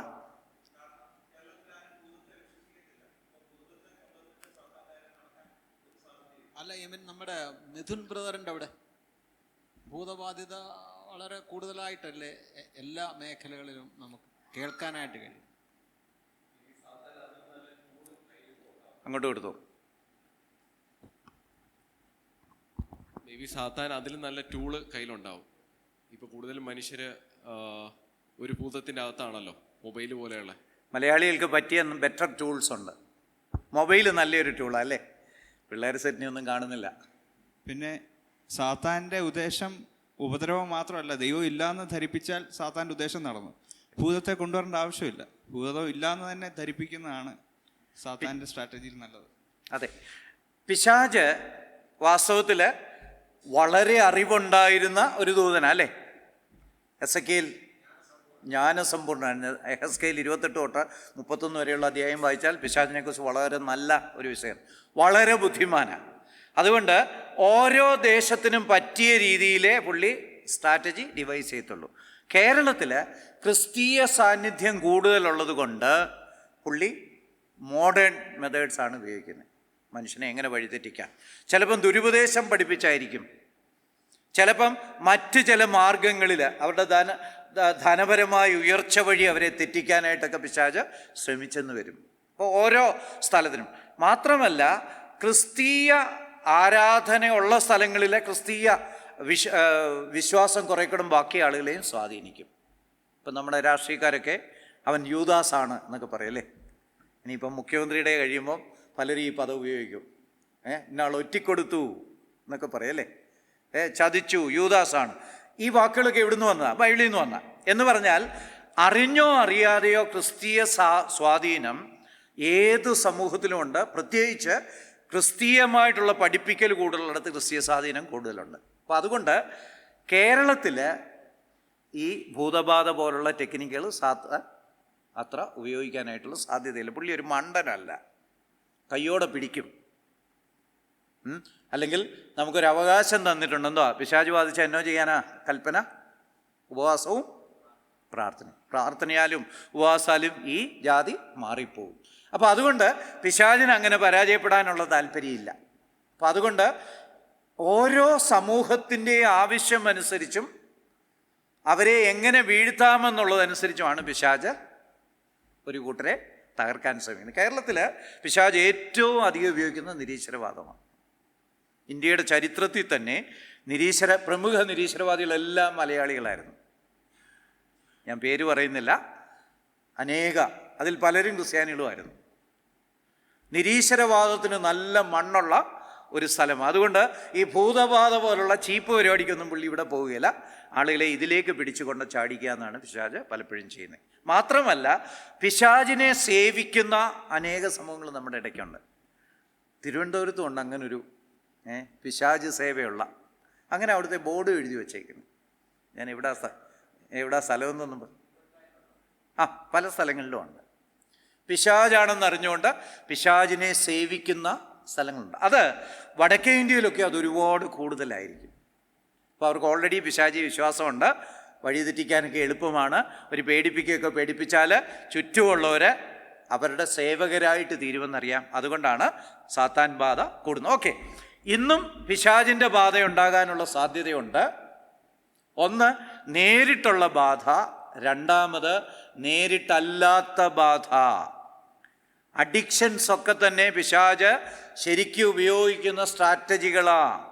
മൊബൈലായാലും അല്ലെങ്കിൽ മറ്റെന്തായാലും, അല്ലെ പണം നമ്മുടെ തലയ്ക്ക് പിടിച്ചാൽ, അഹങ്കാരം കയറിയാൽ, ഇതെല്ലാം പിശാച് ശരിക്കും ഉപയോഗിക്കുന്ന ടൂൾസ് തന്നെ. അപ്പം പിശാചിൻ ദൈവവുമായിട്ടുള്ള അല്ലെ ദൈവരാജ്യവും പിശാചുമായിട്ടുള്ള യുദ്ധം ഉൽപ്പത്തി പുസ്തകം 3-ാം അധ്യായത്തിൽ ആരംഭിച്ചതാണ്. അത് ദൈവം പിശാചിനെ ബന്ധിച്ച് നരകത്തിൽ തള്ളുന്നത് വരെ അതുണ്ടായിരിക്കും. ആകപ്പാടെ ഇടയ്ക്കൊരു അവധി കൊടുക്കുന്ന 1000 ആണ്ട് വാഴ്ചയും മാത്രമാണ്.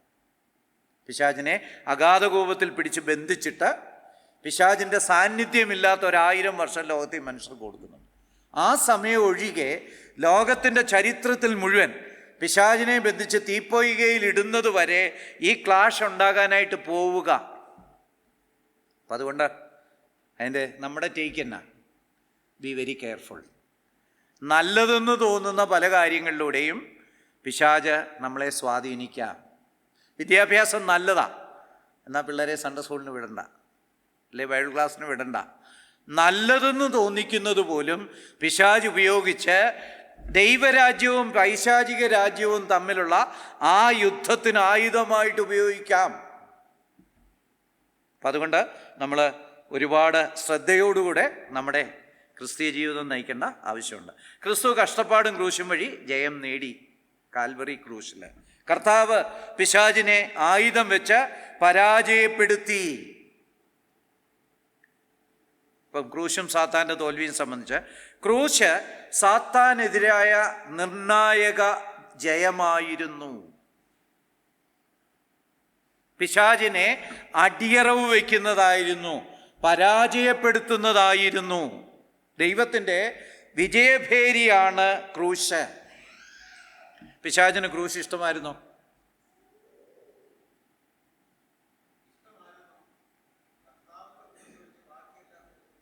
പിശാചിന് ഇഷ്ടമാണ്. ഒരു പക്ഷെങ്കിൽ ഗെത്സമനെ തോട്ടത്തിൽ വെച്ച് തന്നെ കർത്താവിനെ കൊന്നുകളയാൻ പിശാചിന് ആഗ്രഹം ഉണ്ടായിരുന്നിരിക്കണം. ഗെത്സമനെ വെച്ച് തന്നെ. അതുകൊണ്ടായിരിക്കാം കർത്താവ് പ്രാർത്ഥിക്കുന്നത്, ഈ പാനപാത്രം എങ്കിൽ നിന്ന് നീക്കണം. ഈ പാനപാത്രം എന്ന് പറയുന്നത് വാസ്തവത്തിൽ ക്രൂശിനെ കുറിച്ചാകാൻ ഒരു സാധ്യതയില്ല. ക്രൂശിക്കപ്പെടാനാണ് കർത്താവ് ഇങ്ങോട്ട് വന്നത്. പിന്നെന്തായിരിക്കും? ഗെത്സമനയിൽ വെച്ച് പിശാച് കർത്താവിനെ ഒടുക്കിക്കളയാനായിട്ട് ശ്രമിച്ചിരിക്കണം. സാത്താനും പ്രവർത്തന പദ്ധതികളെന്നും പറഞ്ഞ് എസെക്കിയേൽ സാറിൻ്റെ മനോഹരമായിട്ടുള്ളൊരു ബുക്കുണ്ട്. ഇതുവരെ എടുത്ത് വായിച്ചിട്ടില്ലെങ്കിൽ ഒന്ന് വായിക്കുക. പിശാച് പല തലത്തിൽ യേശുക്രിസ്തുവിനെ ഇല്ലാതാക്കാനായിട്ട് ശ്രമിച്ചു. യേശുക്രിസ്തു വരുന്നത് ഒഴിവാക്കാനായിട്ട്. ഹാബേലിനെ കൊന്നുകളഞ്ഞതുപോലും യേശുക്രിസ്തു ജനിക്കാതിരിക്കാനുള്ള ഒരു ശ്രമമായിരുന്നു. പക്ഷേ ദൈവം ശേത്തിനെ കൊടുത്തു, ശേത്തിലൂടെ യേശുക്രിസ്തുവിനെ വരുത്തി, അല്ലേ? ഇതുപോലെ അനേക സന്ദർഭങ്ങളിൽ രാമയിലെ കുഞ്ഞുങ്ങളെ എല്ലാം കൊന്നുകളഞ്ഞു. കൂട്ടത്തിൽ കർത്താവിനെയും കൊല്ലാമെന്ന് വിചാരിച്ചു, നടന്നില്ല. അവസാനമായിട്ട് ഗെത്സമനയിൽ വെച്ച് യേശുക്രിസ്തുവിനെ, ഈ പാപത്തിൻ്റെ ഭാരം മുഴുവനും കൂടെ യേശുക്രിസ്തുവിൻ്റെ മേലങ്ങോട്ട് ചുമത്തി രക്തം വിയർക്കുന്ന സമയത്ത് യേശുക്രിസ്തു മരിച്ചു പോകണമെന്ന് അവൻ ആഗ്രഹിച്ചു.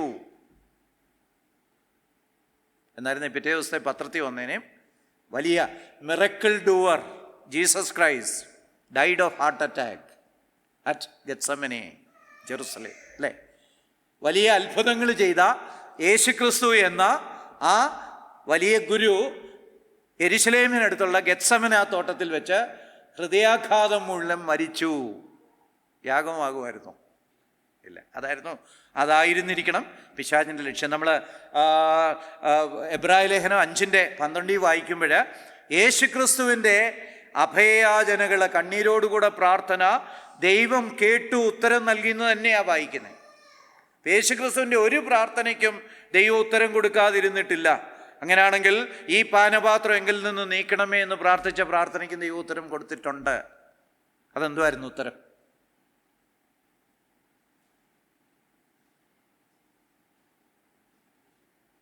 യേശുക്രിസ്തുവിൻ്റെ ഗെത്സമനയിലെ പ്രാർത്ഥനയ്ക്ക് കൊടുത്ത ഉത്തരം എന്തായിരുന്നു?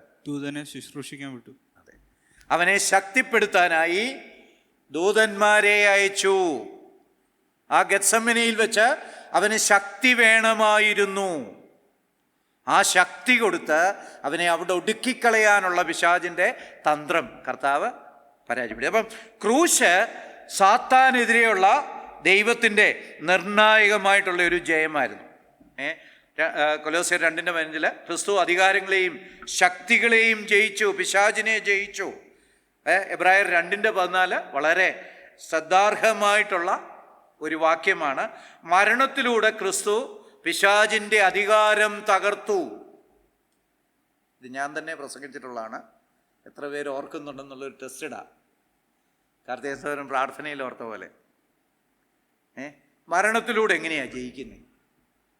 ഇപ്പം ഏതെങ്കിലും ഒരു കുട്ടി പറയുകയാണ്, ഞാൻ പരീക്ഷയ്ക്ക് 0 മാർക്ക് മേടിച്ച് സാറിനെ തോൽപ്പിച്ചു, പറയാൻ പറ്റുമോ? ഞാൻ 0 മേടിച്ച് സാറിനെ തോൽപ്പിച്ചു, അങ്ങനെ തോൽപ്പിക്കാൻ പറ്റുമോ? ആകാശേ, പറ്റുമോ? മരണം വരിച്ച് യേശുക്രിസ്തു പിശാചിന്റെ അധികാരം തകർത്തെന്ന്. പറ്റുമോ?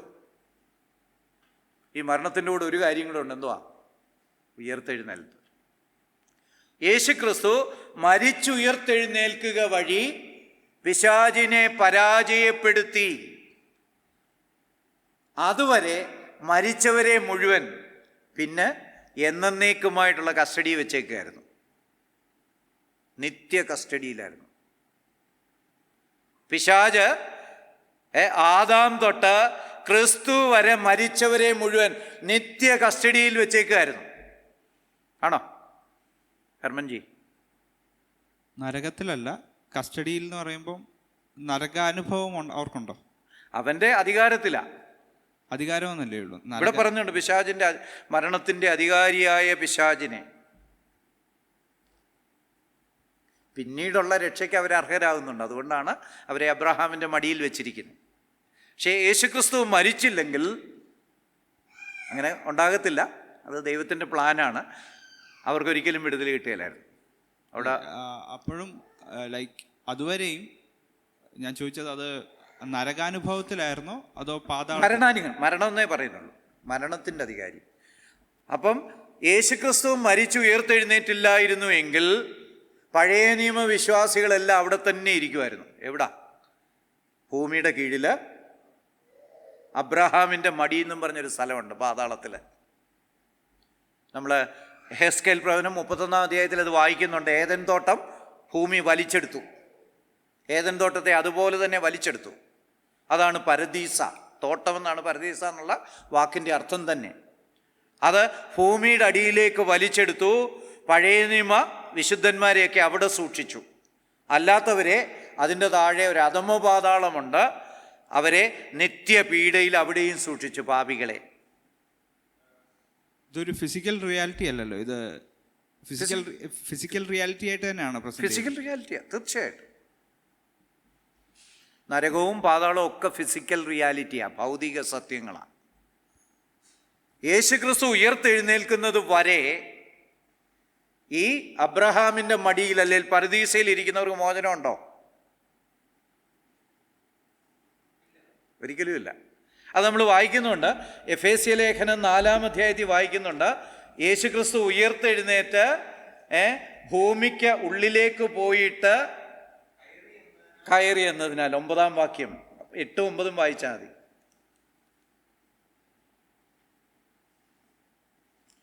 അല്ലേ 7 തൊട്ട് വായിച്ചു. എഫേസ്യർ 4. എന്നാൽ നമ്മിൽ ഓരോരുത്തന് ക്രിസ്തുവിൻ്റെ ദാനത്തിൻ്റെ അളവിന് ഒത്തവണ്ണം കൃപ ലഭിച്ചിരിക്കുന്നു.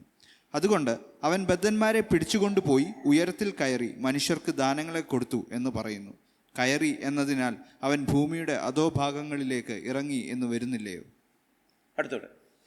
ഇറങ്ങിയവൻ സകലത്തെയും നിറയ്ക്കേണ്ടതിന് സ്വർഗാതിസ്വർഗത്തിനു മീതെ കയറിയവനുമാകുന്നു. ഓക്കെ. യേശുക്രിസ്തു മരിച്ചുയർത്തെഴുന്നേറ്റ് പാതാളത്തിലേക്ക് പോയി അവിടെ ഉണ്ടായിരുന്നവരെ എല്ലാവരെയും ചേർത്ത് മുകളിലേക്ക് പോയി. അപ്പം പഴയ നിയമവിശുദ്ധന്മാരും എല്ലാം ഭൂമിയുടെ ഉള്ളിൽ പരദീസയാണ് അബ്രഹാമിൻ്റെ മടി. അത് പഴയ ഏദൻ തോട്ടം താണുപോയതാണ്.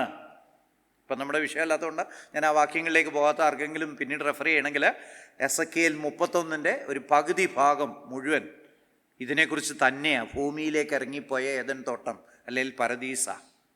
അവിടെ ഇരുന്ന വിശ്വാസികളായിട്ടുള്ള ഇയ്യോബ്, അബ്രഹാം, അല്ലേ, യാക്കോബ്, ദാവീദ്, ഇവരെല്ലാം അവിടെ ഇരിക്കുക. ഇവരെത്ര കാലം അവിടെ ഇരിക്കേണ്ടി വരും? യേശുക്രിസ്തു ഉയർത്തെഴുന്നേൽക്കുന്നവരെ. അതാ ഈ വാക്യം പറയുന്നത്. മരണത്തിലൂടെ ക്രിസ്തു പിശാചിൻ്റെ അധികാരം തകർത്തു. ഇനി ഒരാളെ പോലും പാതാളത്തിൽ പിടിച്ചു വെക്കാൻ കഴിയുകയില്ല. മാത്രമോ അതിനുശേഷമുള്ള രക്ഷിക്കപ്പെട്ടവരൊക്കെ മരിച്ചാൽ നേരിട്ട് ദൈവിക സാന്നിധ്യത്തിലേക്ക് പോവുക. മരണത്തിൻ്റെ അധികാരത്തെ തകർക്കുകയായിരുന്നു യേശുക്രിസ്തു മരണപുനരുദ്ധാനങ്ങളാൽ ചെയ്തത്. അതാണ് ഈ വാക്യം പറയുന്നത്. എബ്രായർ 2:14. മരണത്തിലൂടെ ക്രിസ്തു പിശാചിൻ്റെ അധികാരം തകർന്നു. വേറൊരർത്ഥം കൂടെ ഉണ്ട് ആ വാക്യത്തിന്. യേശുക്രിസ്തുവിൻ്റെ മരണത്തിലൂടെയാണ് സകലരും ജീവനിലേക്ക് കടക്കുന്നത്. കാരണം പാപമോചനത്തിനുള്ള കാര്യം യേശുക്രിസ്തുവിൻ്റെ മരണത്തിലാണ് ഉൾക്കൊണ്ടിരിക്കുന്നത്. യാഗം, പ്രതിപകരയാഗം. എൻ്റെ പാപത്തിന് പകരമായിട്ട് യേശുക്രിസ്തു മരിച്ചു, അതുകൊണ്ട് എനിക്ക് പാപമോചനമുണ്ട്. അപ്പം യേശുക്രിസ്തുവിൻ്റെ മരണത്തിലൂടെയാണ് പാപമോചനവും കിട്ടുന്നത്. അപ്പം യേശുക്രിസ്തു തൻ്റെ മരണത്താൽ മരണാധികാരിയായ പിശാചിൻ്റെ അധികാരം ഇല്ലാതാക്കി. പുള്ളിക്കൊരു അധികാരപത്രം ഉണ്ടായിരുന്നു, അത് പിടിച്ച് വലിച്ചു കീറി അല്ലെ ക്രൂശിൽ തറച്ച് അവനെ പരാജയപ്പെടുത്തി കഴിഞ്ഞു. അപ്പം ക്രൂശ് എന്ന് പറയുന്നത് ഒരു വലിയ സംഭവം തന്നെയാണ്. ഇതിനകം ജയിച്ചു, പക്ഷേ ഇനിയും പൂർണ്ണമായിട്ടില്ല. ബൈബിളിലെ പല കാര്യങ്ങളും അങ്ങനെയാണല്ലോ, രക്ഷയും അങ്ങനെയാണല്ലോ അല്ലേ. നമ്മളെല്ലാം രക്ഷിക്കപ്പെട്ടു, പക്ഷേ രക്ഷയുടെ പരിപൂർത്തി കർത്താവിൻ്റെ വരവിങ്കല. ഈ ക്രൂശിൽ നടന്ന യുദ്ധം സാത്താൻ തോറ്റവനാണ്, എന്നാൽ അന്തിമ ന്യായവിധി വരെ പ്രവർത്തിക്കുന്നവനുമാണ്. അത് ഈ പാമ്പിൻ്റെ ഇമേജറി വളരെ രസമാണ്. ഈയിടെ ഒരു സ്ഥലത്ത് ഒരു കൂട്ടർ പാമ്പിനെ കൊല്ലുന്നുണ്ട്, അതിൻ്റെ തലയ്ക്ക് അടിച്ചു, തലയൊക്കെ ചതഞ്ഞു കഴിഞ്ഞു, അത് കിടന്ന് പൊളയുന്നുണ്ട്. പിശാച് ഈ പാമ്പിനെ പോലെ അടികിട്ടി തല തകർന്നവനാ, പക്ഷേ അന്തിമ ന്യായവിധി വരെ അവൻ പ്രവർത്തിക്കുന്നവനാ. വെളിപ്പാട് 2:10 സാത്താൻ്റെ അന്തിമ നാശം വിവരിക്കുന്നുണ്ട്. 20:10 ക്രിസ്തുവിൻ്റെ ജയത്തിൻ്റെയും അതിൻ്റെ അന്തിമ പൂർത്തീകരണത്തിൻ്റെയും ഇടയിലാണ് വിശ്വാസികൾ ജീവിക്കുന്നത്. ഇന്ന് നമ്മൾ ഇതിനിടയ്ക്കാണ് ജീവിക്കുന്നത്. ആത്യന്തികമായിട്ട് ക്രൂശിൽ പിശാചിനെ പരാജയപ്പെടുത്തി കഴിഞ്ഞു, പക്ഷേ അതിൻ്റെ അവസാന ഫലം ഈ 20:10 നടക്കുന്ന പിശാചിനെ ബന്ധിച്ച് നരകത്തിലിടുമ്പോഴാണ് അനുഭവവേദ്യമാകാനായിട്ട് പോകുന്നത്. എനിക്ക് 1 കോടി രൂപയുടെ ഒരു ചെക്ക് കിട്ടി, ഗുഡ്സ്, പക്ഷെ അതിൻ്റെ ഗുണം ഞാൻ അനുഭവിക്കണമെങ്കിൽ അത് എൻക്യാഷ് ചെയ്യണം, ബാങ്കിൽ കൊടുത്ത് അത് മാറിയെടുക്കണം എന്ന് പറഞ്ഞതുപോലെ ക്രൂശിൽ പിശാചിനെ യേശുക്രിസ്തു പരാജയപ്പെടുത്തി ആത്യന്തികമായിട്ട് തല തകർത്ത് കളഞ്ഞു. പക്ഷേ അതിൻ്റെ സമ്പൂർത്തി വരുന്നത് ഈ വെളിപ്പാട് 20:10. അതുകൊണ്ട് സൂക്ഷിച്ച് ജീവിക്കണം. ഇന്നും പിശാചുണ്ട്, പിശാചിൻ്റെ ബാധയുണ്ട്. പിശാച് മറ്റു മുഖാന്തരങ്ങളിലൂടെ ആളുകളെ വഴിതെറ്റിക്കുന്നുണ്ട്. കാലത്തിനനുസരിച്ചുള്ള മാർഗങ്ങൾ പിശാച് ഉപയോഗിക്കുന്നുണ്ട്. പത്രോസിൻ്റെ ലേഖനത്തിലൊക്കെ ഈ പിശാച് ഇങ്ങനെ ഊടാടി സഞ്ചരിച്ചു കൊണ്ടിരിക്കുക. പുള്ളിക്ക് പല്ലില്ല, അതുകൊണ്ട് പുള്ളി ഇപ്പം എന്താ വിചാരിക്കുന്നത്, ആരെ വിഴുങ്ങേണ്ടുന്ന്, അങ്ങനെ പത്രോസ് പറഞ്ഞേക്കുന്നത്. പല്ലെല്ലാം അടിച്ച് തകർത്തു, പക്ഷേ വിഴുങ്ങാനുള്ള കപ്പാസിറ്റി ഇപ്പോഴും ഉണ്ട്. ഒരു മൊബൈൽ അഡിക്ഷനിലൂടെ ഒരാളെ വിഴുങ്ങിക്കളയാനുള്ള ശക്തി പിശാചിന് ഇപ്പോഴും ഉണ്ട്. അഹങ്കാരത്തിൽ ആശ്രയിക്കുന്ന അല്ലെ അർമാദിക്കുന്ന ഒരാളെ അതിലൂടെ വീഴ്ത്തിക്കളയാനുള്ള ശക്തി പിശാചിന് ഇന്നുമുണ്ട്. നമ്മുടെ ക്ലോക്കിൽ 8:20 ആയിട്ടുള്ളൂ, പുറകിലത്തെ ക്ലോക്കിൽ 8:30 കഴിഞ്ഞല്ലേ. ഓക്കെ, നമുക്കിവിടെ അവസാനിപ്പിക്കാം. എന്തെങ്കിലും അത്യാവശ്യമായ ചോദ്യങ്ങൾ?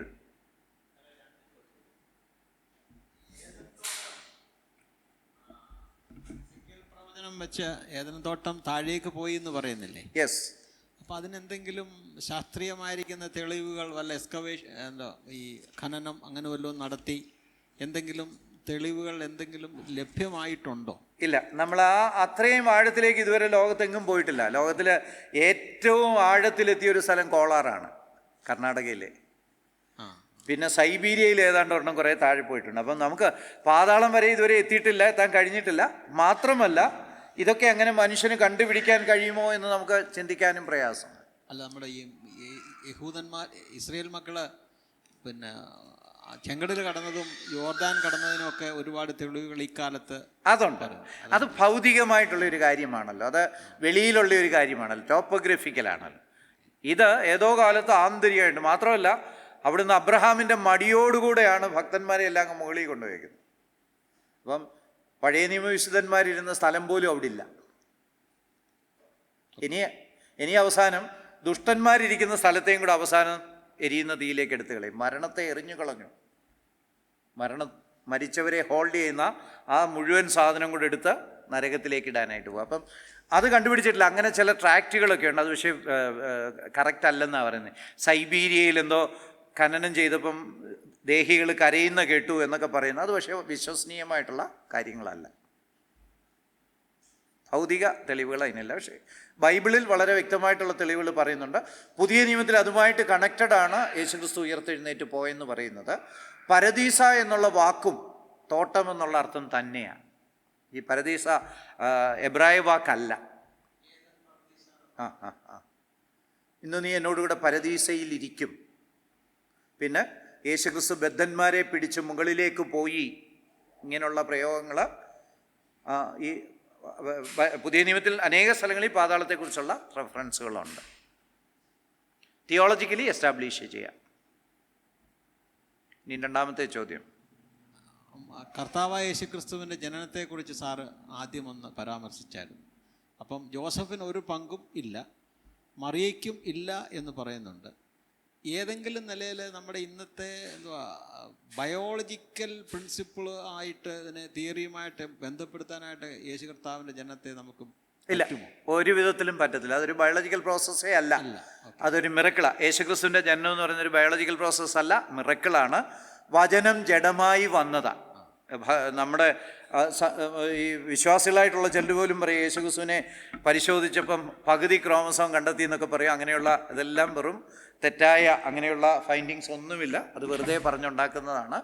യേശുക്രിസ്തുവിന് ജനതികമായിട്ടുള്ള മുൻ തലമുറയുടെ ഒരു കോൺട്രിബ്യൂഷനുമില്ല. യേശുക്രിസ്തു വചനം ജഡമായവനാണ്. അതങ്ങനെ തന്നെ അങ്ങ് പറയുന്നുണ്ട് നേരിട്ട് ബൈബിള്. മറിയയ്ക്ക് ഏതെങ്കിലും നിലയിലുള്ള ഒരു കോൺട്രിബ്യൂഷൻ വന്നിരുന്നെങ്കിൽ മറിയയുടെ പാപത്തിന്റെ അംശം യേശുക്രിസ്തുവിനും കാണുമായിരുന്നു.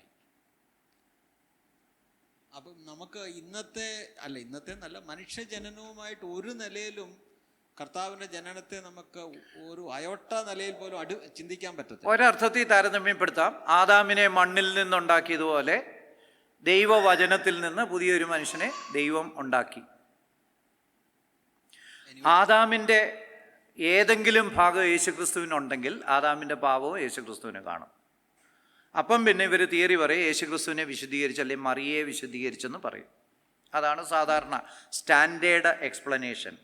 മറിയയെ തന്നെ പാപമില്ലാത്തവളാക്കി മറിയയിൽ നിന്ന് യേശുക്രിസ്തുവിനെ ജനിപ്പിച്ചെന്നൊരു കൂട്ടർ പറയും. വേറൊരു കൂട്ടർ പറയും അല്ല, ജനിച്ച ശേഷം അല്ലെ ഉള്ളിൽ ഉരുവായ സമയത്ത് യേശുക്രിസ്തുവിൻ്റെ പാപം അത്ഭുതകരമായിട്ട് ദൈവം മാറ്റി, ആദാമിൽ നിന്ന് ലഭിച്ച പാപം മാറ്റി വിശുദ്ധനാക്കി. രണ്ടായാലും അപ്പം പാപമോചനത്തിന് വേറൊരു മാർഗം ദൈവത്തിനുണ്ടെന്ന് വരും. എന്നാൽ പിന്നെ ആദാമിനെ അങ്ങനെ ചെയ്താൽ പോരായിരുന്നു. മനസ്സിലായി? അതായത് മറിയയെ വിശുദ്ധയാക്കാൻ ദൈവത്തിനൊരു മാർഗമുണ്ട്. അല്ലെങ്കിൽ യേശുക്രിസ്തുവിനെ ഒരു ഏകകോശമായിരുന്ന എംബ്രിയോ ആയിരുന്ന ഭ്രൂണമായിരുന്ന സമയത്ത് വിശുദ്ധീകരിക്കാൻ ഒരു മാർഗമുണ്ടായിരുന്നു എങ്കിൽ എന്തുകൊണ്ട് ദൈവം ആദാമിനെ അങ്ങനെ ചെയ്തില്ല? പകരം താൻ സ്നേഹിച്ചിരുന്ന സ്വന്തം പുത്രനെ കൊല്ലാൻ എന്തുകൊണ്ട് തീരുമാനിച്ചു? ഒരു ഈസിയർ ഓപ്ഷൻ ഉള്ളപ്പം ഒരു ഹാർഡർ ഓപ്ഷൻ. മോനെ കൊല്ലുന്നതിന് എന്താ പറയുന്നത്? പുത്രഹത്യ. ഈ ലോകത്തിലെ നമ്മൾ ഏറ്റവും വലിയൊരു തെറ്റായിട്ട് പിതൃഹത്യ, മാതൃഹത്യ, പുത്രഹത്യ ഇതൊക്കെ കാണുന്നതല്ലേ. എന്തുകൊണ്ട് ദൈവം സ്വന്തം പുത്രനെ യാഗമർപ്പിക്കാനായിട്ട് തീരുമാനിച്ചു? വേറൊരു മാർഗം ഉണ്ടെങ്കിൽ ഒരിക്കലും ചെയ്യത്തില്ല. അപ്പം പാപമോചനത്തിന് വേറെ ഒരു മാർഗവുമില്ല. സാക്ഷാൽ ദൈവം മനുഷ്യനായിട്ട് അവതരിച്ച് മനുഷ്യ പാപത്തിന് വേണ്ടി പകരം ശിക്ഷ അനുഭവിച്ചാലേ പറ്റത്തുള്ളൂ. ആ ഒരേ ഒരു മാർഗം മാത്രമുള്ളത് കൊണ്ടാണ് ദൈവം യേശുക്രിസ്തുവിനെ സ്നേഹിക്കുന്നു എങ്കിൽ പോലും നമ്മളോടുള്ള സ്നേഹം കാരണം യേശുക്രിസ്തുവിനെ യാഗമർപ്പിക്കാനായിട്ട് തീരുമാനിച്ചു. അപ്പം മറിയയുമായിട്ടോ യോസേഫുമായിട്ടോ യാതൊരുവിധ ജനിതക ബന്ധവും യേശുക്രിസ്തുവിന് പറ്റത്തില്ല. ഇനിയും ബയോളജിക്കൽ സയൻസ് അനുസരിച്ചും ജനറ്റിക് ബന്ധം ഇല്ലെങ്കിൽ പിന്നെ അമ്മയുടെയും കുഞ്ഞിൻ്റെയും ശരീരം തമ്മിൽ നേരിട്ടുള്ള ബന്ധമില്ല. അമ്മയുടെ രക്തക്കുഴലുകളൊന്നും കുഞ്ഞിൻ്റെ ശരീരത്തിലേക്ക് പ്രവേശിക്കത്തില്ല. പകരം ഒരു ചെടി മണ്ണിൽ നിന്ന് വലിച്ചെടുക്കുന്നത് പോലെ ഡിഫ്യൂഷൻ എന്ന് പറയുന്ന പ്രോസസ്സ് വഴി പ്ലാസൻ്റയുടെ അമ്മയുടെ ഭാഗത്തു നിന്ന് കുഞ്ഞ് വലിച്ചെടുക്കത്തേ ഉള്ളൂ. ഒരു ഫിൽറ്ററിൽ കൂടെ വലിച്ചെടുക്കുന്നു. വേണമെങ്കിൽ മോളി സഹോദരി ചോദിച്ചാൽ ബാക്കി എക്സ്പ്ലനേഷൻ പറയും. ഡിഫ്യൂഷൻ വഴിയാണ് ഒരു കുഞ്ഞ് അമ്മയിൽ നിന്ന് ന്യൂട്രിയൻസ് പോലും എടുക്കുന്നത്. അമ്മയുടെ രക്തക്കുഴലുകളൊന്നും കുഞ്ഞിൻ്റെ ശരീരത്തേക്കും കുഞ്ഞിൻ്റെ രക്തക്കുഴലൊന്നും അമ്മയുടെ ശരീരത്തേക്കും പ്രവേശിക്കുന്നില്ല. അപ്പം വചനം ജഡമായി തീർന്ന യേശുക്രിസ്തു മറിയയുടെ ശരീരത്തിൽ വസിച്ച് മറിയയുടെ ആഹാരങ്ങൾ ഒരു സസ്യം മണ്ണിൽ നിന്ന് വെള്ളമൊക്കെ വലിച്ചെടുക്കുന്നത് പോലെ ഡിഫ്യൂഷനും ഓസ്മോസിസും വഴി വലിച്ചെടുത്തല്ലാതെ അവർ തമ്മിൽ ഓർഗാനിക്കായിട്ടുള്ള ജൈവികമായിട്ടുള്ള ഒരു ബന്ധവും ഉണ്ടായിട്ടില്ല. അത്രയ്ക്ക് കെയർ എടുത്താണ് ദൈവം യേശുക്രിസ്തുവിനെ സൃഷ്ടിച്ചെന്ന് പറയാൻ പറ്റിയില്ല, അയച്ചത്. യേശുക്രിസ്തുവിനെ ജഡമാക്കി ഇങ്ങോട്ടേക്ക് അയച്ചത്. പാപത്തിൻ്റെ ലാഞ്ചന പോലും ഉണ്ടാകാൻ പാടില്ല. അതുകൊണ്ടാണ് പാപമോചനം സാധ്യമായത്. വേറെ എന്തെങ്കിലും? ഓക്കെ. അപ്പം തിരുവചനം ഇത്ര അതുല്യമാണെങ്കിൽ നമ്മുടെ പ്രതികരണം തിരുവചനത്തോടുള്ള മെച്ചമാകേണ്ടിയിരിക്കുന്നു. ഇതിനുവേണ്ടി ജീവനെ തന്നെ വെച്ചു കളഞ്ഞ അനേകരുണ്ട്. ഇത് ട്രാൻസ്ലേറ്റ് ചെയ്തതിൻ്റെ പേരിൽ ടിൻഡെയിലിനെ കൊന്നുകളയായിരുന്നു. അദ്ദേഹത്തിൻ്റെ വലിയൊരു സ്വപ്നമായിരുന്നു വചനം ഇംഗ്ലീഷിലേക്ക് ട്രാൻസ്ലേറ്റ് ചെയ്യണം. വചനത്തിന് വേണ്ടി ജീവൻ കളഞ്ഞ അനേകരുണ്ട്. നമുക്ക് അത്രയൊന്നും പോകണ്ട, വചനത്തിന് വേണ്ടി ജീവിക്കാനായിട്ട് നമ്മളെ തന്നെ സമർപ്പിക്കാം. ഈ വചനം ഇത്ര അതുല്യമാണെങ്കിൽ, ഇത്ര മനോഹരമാണെങ്കിൽ, ഇതിനകത്ത് ഒരു തെറ്റുമില്ലാത്തതാണെങ്കിൽ, ദൈവം കനിഞ്ഞനുഗ്രഹിച്ച് തന്നതാണെങ്കിൽ, ഇത് ദൈവത്തിൻ്റെ സ്നേഹ കാരണം, ദൈവത്തിൻ്റെ വലിയൊരു ദാനമാണെങ്കിൽ, ഈ വചനമനുസരിച്ച് ജീവിക്കാൻ, ഇത് പാനം ചെയ്യാൻ, വായിക്കാൻ, ധ്യാനിക്കാനായിട്ട്, പഠിക്കാനായിട്ട്, അനുസരിക്കാനായിട്ട് നമുക്ക് നമ്മളെ തന്നെ സമർപ്പിക്കാം. ദൈവനാമം മഹത്വപ്പെടുമാറാകട്ടെ.